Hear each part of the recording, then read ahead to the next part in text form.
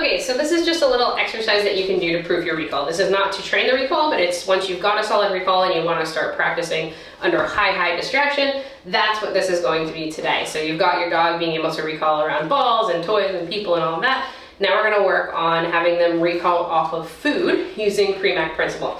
So the Premack principle is that the more probable behaviors will reinforce less probable behaviors. I'm only telling you this in case you're interested in why this type of exercise works when we are reinforcing the lower probability behavior coming to you in the presence of food with getting released back to the food in the puzzle toy.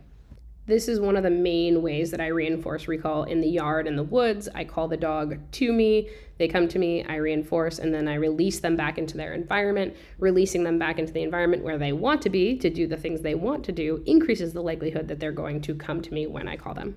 So basically, we're going to increase the likelihood they come to us by releasing them back to the thing they want to do, which is snuffle around the snuffle mat. So we've got our snuffle mat here, and I'm just going to start, and you can use a snuffle mat, or you can use like a food puzzle bowl, where it's just, where they can't just pick out the food and eat it all at once, basically. You can even use like a smushed up towel for this as well if you don't have a snuffle mat. So I've got my high value food in my pocket, which is some high value training treats and hot dog. So high value food, and then I've got my low value food. So this is her kibble. So I've got her kibble here and ready to go on the table.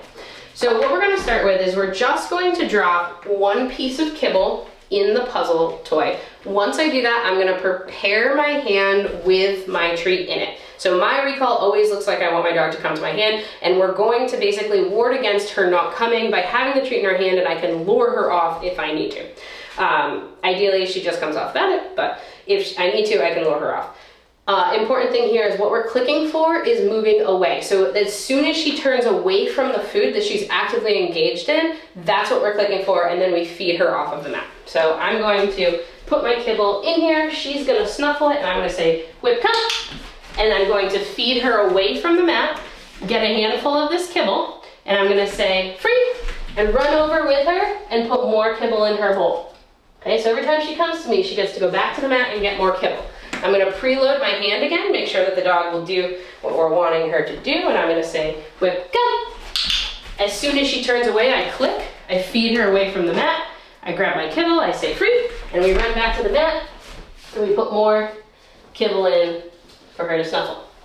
Okay, we're going to do one more with the preloaded hand. I'm getting nice and close to her to make sure that we get our recall down. She's snuffling away, and I'm going to say, whip, come.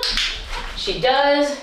I reinforce from my hand, say free. We run back to the kibble together, put more kibble in. Okay, now I'm not gonna preload my hand, but I'm gonna stay close to my dog. As soon as she turns away again, I'm gonna click and get my higher value reward.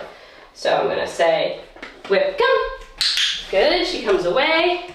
I get my reward ready, and I'm gonna jackpot her.